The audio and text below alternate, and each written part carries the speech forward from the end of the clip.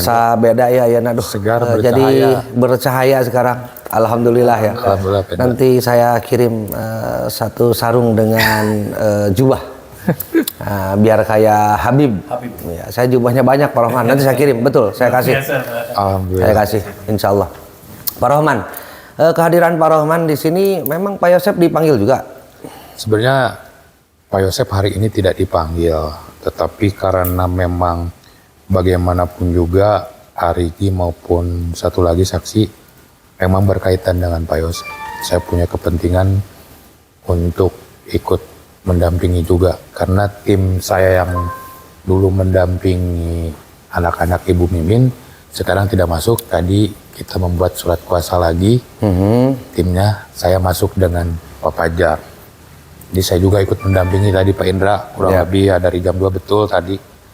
Isinya adalah refresh, mengingat kembali apa yang sudah di BAP-kan tentang tanggal 17, 18, 16 Agustus 2 tahun yang lalu. Itu diulang lagi, baik minutasinya, jam maupun harinya.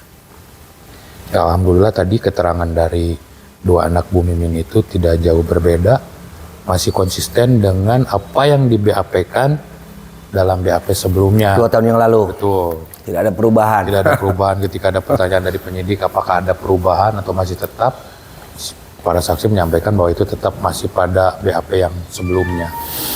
Ini saya juga ada satu komentar di channel YouTube saya yang cukup menggelitik,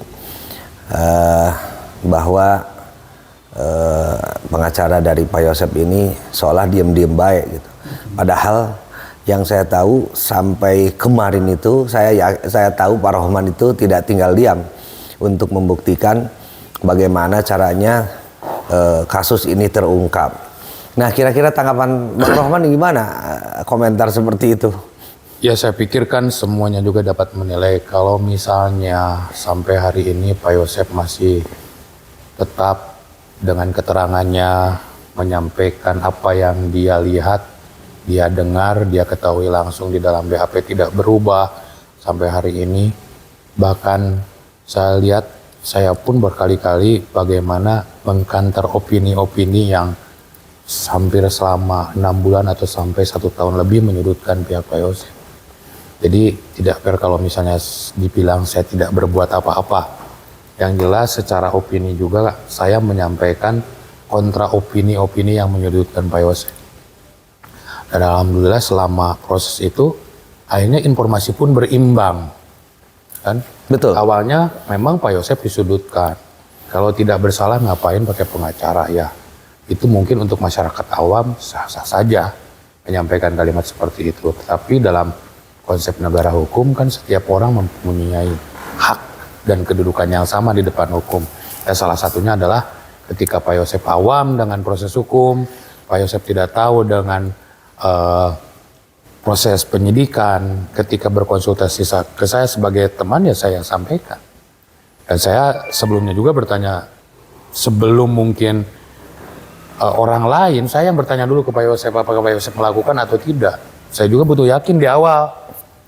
Dan keyakinan itu kan tentunya tidak datang begitu saja. Iya, betul. Pertama harus disampaikan oleh Pak Yosep sendiri, kemudian dilihat dari progres penyidikannya, apa yang disampaikan dalam penyidikannya, kemudian gesturnya yang pasti.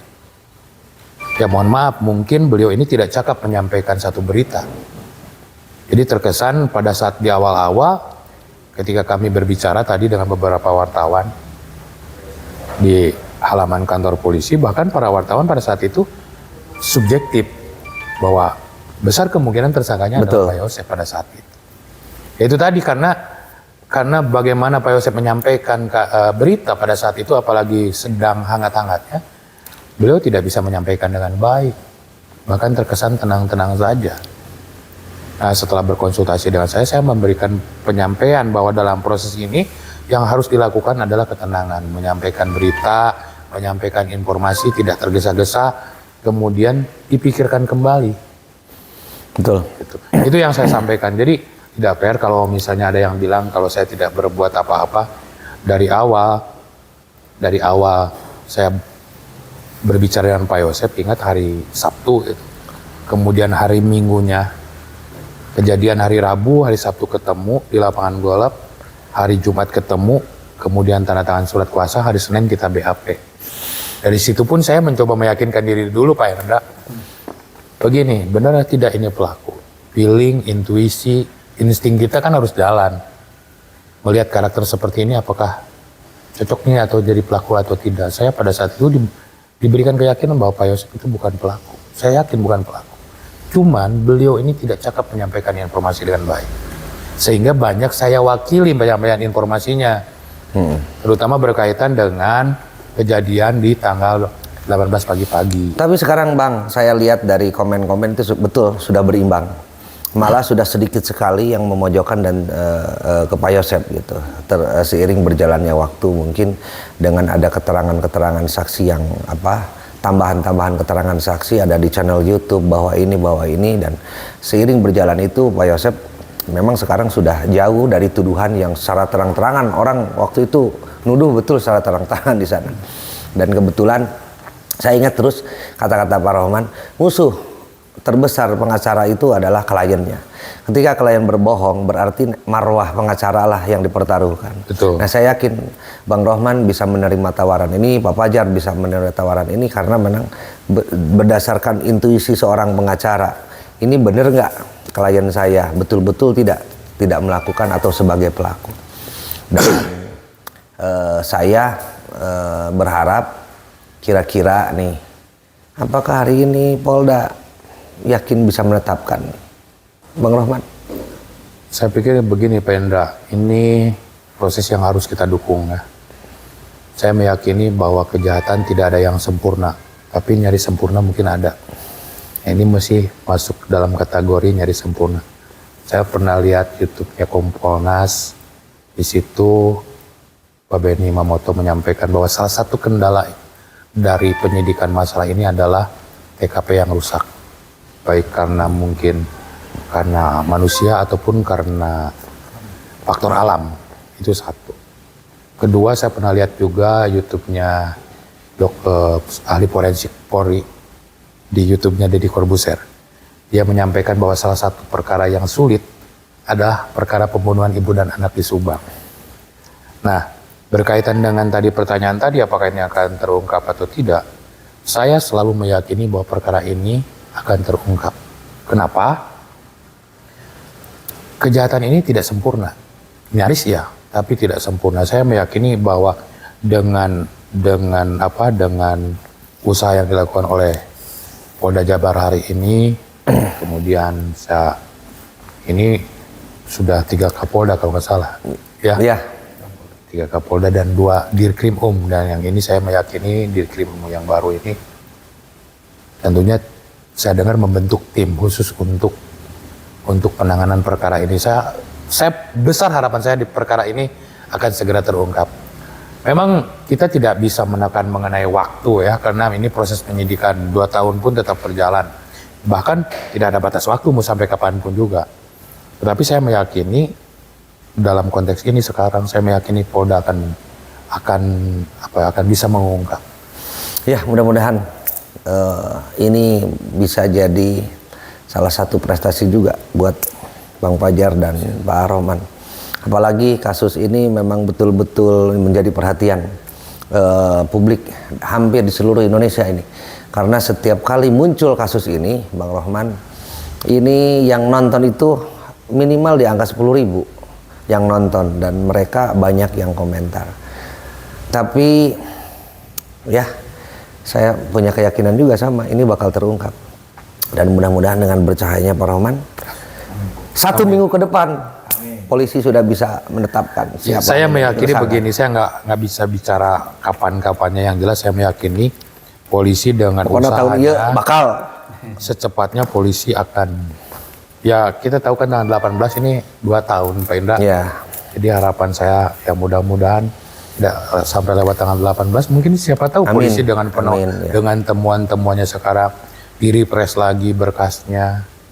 Bisa saja mungkin ada yang terlewatkan, ada bagian yang terlewatkan, atau mungkin bisa saja diberikan keyakinan dengan alat bukti yang ada, dengan hasil penyidikan yang ada dengan BAP yang ada, para penyidik diberikan keyakinan siapapun nanti yang jelas, ya saya meyakini tindak pidana ini tidak sempurna, kalaupun ada nyaris sempurna. Kenapa saya nyaris sempurna? Ya perkara pembunuhan ibu dan anak di Subang ini dilakukan di daerah, di kampung, boleh dikatakan di kampung, tapi kesulitannya luar biasa. Itu Sampai turun dari Bareskrim Mabes Polri. Bahkan itu tadi ditambah diramaikan dengan opini publik yang boleh dibilang liar ya, baik melalui media sosial maupun konten-konten berita. Yang jelas melalui media sosial memang perkara ini tidak terbendungkan. Saya ingat sekali ketika bahkan situ turun para peramal menyampaikan ramalan-ramalannya.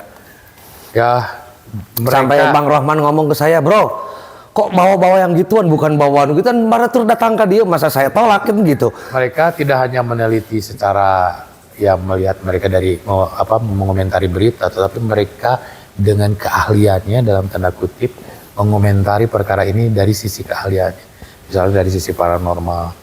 Tidak hanya perkaranya saja yang diramal pada saat itu, bahkan kita pengacaranya juga sempat diramal. Ya kan? Ini memang lucu Pak Indra. Sampai hebat Saya sekali pastikan bahwa ini salah satu perkara yang menarik, di perkara yang ada di pinggiran jauh dari ibu kota, ya kan. Tapi pada saat itu memang media sosial di Kecamatan Jalan Cagak, khususnya di Desa Jalan Cagak ini sedang booming-boomingnya, sehingga pada saat itu terjadi yang namanya citizen journalism. Jadi masyarakat membuat berita sendiri, dikonsumsi sendiri, disebarkan sendiri, dikomen sendiri, ya kan, disanggah sendiri. Akhirnya kan menyebar begitu cepat. Bahkan 3 minggu yang lalu saya masih dapat itu konten-konten yang menyampaikan ada jin korin yang jadi terlihat. iya, jadi hampir mirip dengan one man show. Dia sebagai penyidiknya, kemudian dia juga nanti Jaksanya, sebagai punishment-nya gitu. Betul, dan akhirnya dia sebagai penuntutnya, jaksanya, kemudian jadi pengadilnya, gitulah.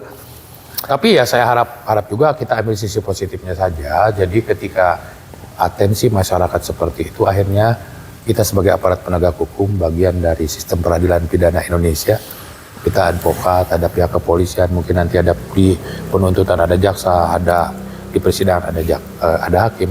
Tentunya ini kan jadi kontrol yang bagus. Tidak boleh ada yang main-main dalam perkara seperti ini. Iya, betul. Jangan, ya dulu pun kita kan saya diasumsikan bahwa saya bermain-main dalam perkara ini. Betul. Ya kan, mana kita berani bermain-main dalam perkara seperti ini. Ini pertama menyangkut nyawa manusia, ya. Kemudian ini perkara yang dilihat oleh masyarakat. Dan sisi positifnya ketika mereka melihat ini dengan kacamata mereka, hasil proses penyidikan ini benar-benar terjadi sesuai dengan realnya. Betul. Gitu. Iya. Tidak ada gegabah, tidak ada pihak yang gegabah. Jadi begitu hati-hati dan betul-betul ini teruji ketika keabsahannya itu nanti akan ditetapkan siapa yang menjadi tersangka. Kalau yang saya paham dalam hal ini, kenapa penyidik pun begitu berhati-hati ketika dia menyimpulkan baik saksi, bukti maupun hasil olah TKP tidak disimpulkan begitu saja, tetapi diperhitungkan. Tapi tadi ada ini nggak dari pihak penyidik bahwa hasil dari obrolan Ibu Kombes Sumiasri dengan Deddy Kobuzer itu bahwa ada DNA yang belum diperiksa dari garis keturunan Ibu, apa ada penyampaian akan dilakukan itu atau tidak? Saya tadi sepanjang pemeriksaan tidak ada kalimat seperti itu, tapi saya lihat konten itu, memang ada teman saya juga menyampaikan berita itu, saya sempat lihat konten itu. Ada petunjuk dari Dokter Hasti yang sampai sejauh ini belum dilakukan oleh pihak kepolisian katanya. Dan mudah-mudahan dengan adanya pemeriksaan lagi, petunjuk yang disampaikan salah satu ahli ya, kan dalam pembuktian menurut KUHP kan jelas bahwa keterangan ahli itu seperti apa statusnya. Ya, betul. Paling tidak ketika disampaikan oleh seorang ahli, ya harusnya penyidik melakukan itu. Dan tadi juga diperiksa semua dari keluarga ya? Yang saya tahu memang katanya ada dari pihak keluarga almarhum Ibu Tuti juga ada yang diperiksa. Kemudian ya tadi anak-anak Ibu Mimin, kemudian ada tetangga juga yang sekitar TKP juga diperiksa. Iya. Ya, Itu, Pak terima Indra. kasih. Siap Pak Indra. Bang Fajar yang sudah menyempatkan. Makasih. Bang Rohman, mudah-mudahan ini terungkap, kemudian Amin, rating amin. Abang ini bisa jadi naik. Amin. Alhamdulillah, terima kasih sahabat Indra. Sekian dari saya. Wassalamualaikum warahmatullahi wabarakatuh.